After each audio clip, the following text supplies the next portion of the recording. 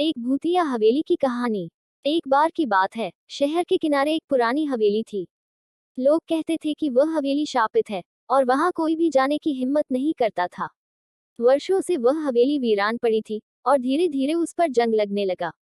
हवेली की खिड़कियां टूट चुकी थी, दरवाजे हमेशा चरमराते रहते थे और अंदर अंधेरा और खामोशी फैली रहती थी। एक दिन तीन दोस्त राहुल, स्नेहा और विक्रम ने उस हवेली में रात बिताने का फैसला किया। वे साहसी थे और भूत प्रेत की कहानियों पर विश्वास नहीं करते थे।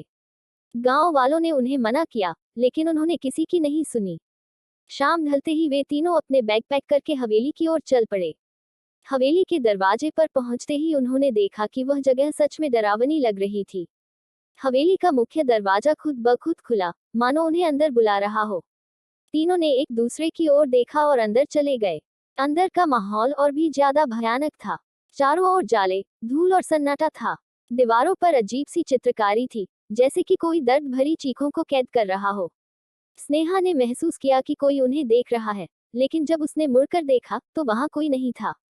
रात होते होते हवेली का माहौल और ज्यादा भारी हो गया।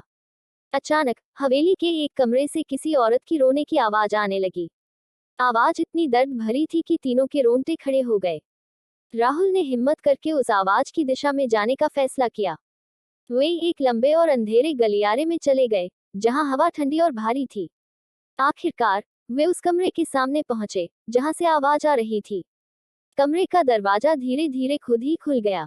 अंदर एक बूढ़ी औरत का धुंधला सा आकृति बैठी हुई थी, जो जोर जोर से रो रही थी। उसकी आंखें खाली और चेहरा बेहद डरावना था। अचानक वह औरत राहुल की ओर देखने लगी।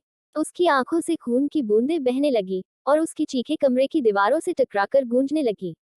डर के मारे तीनों कमरे से भागने लगे, लेकिन हवेली का दरवाजा अब बंद हो चुका था।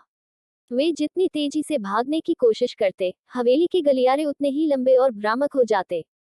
अचानक विक्रम जमीन पर गिर गया और पीछे मुड़कर देखा, तो वही बूढ़ी औरत उसके पैरों को खींच रही थी। उसकी उंगलियां बर्फ जैसी ठंडी और मजबूत थीं। स्नेहा और राहुल ने उसे छुड़ाने की कोशिश की, लेकिन वह औरत विक्रम को अंधेरे में खींच ले गई। राहुल और स्नेहा किसी तरह खुद को बचाकर हवेली से बाहर निकलने में कामयाब हो गए, लेकिन विक्रम का कोई पता नहीं चला। जब वे गांव वापस लौटे और लोगों को यह कहानी सुनाई, तो गांव वालों ने बताया कि कई साल पहले एक औरत इस हवेली में मारी गई थी। उसकी आत्मा आज भी भटक रही है और वह उन लोगों को पकड़ लेती है, जो हवेली में कदम रखते हैं। आज भी लोग कहते हैं कि विक्रम की चीखें हवेली के अंदर गूंजती हैं, और जो भी वहां जाता है, उसे वापस लौटने का मौका नहीं मिलता।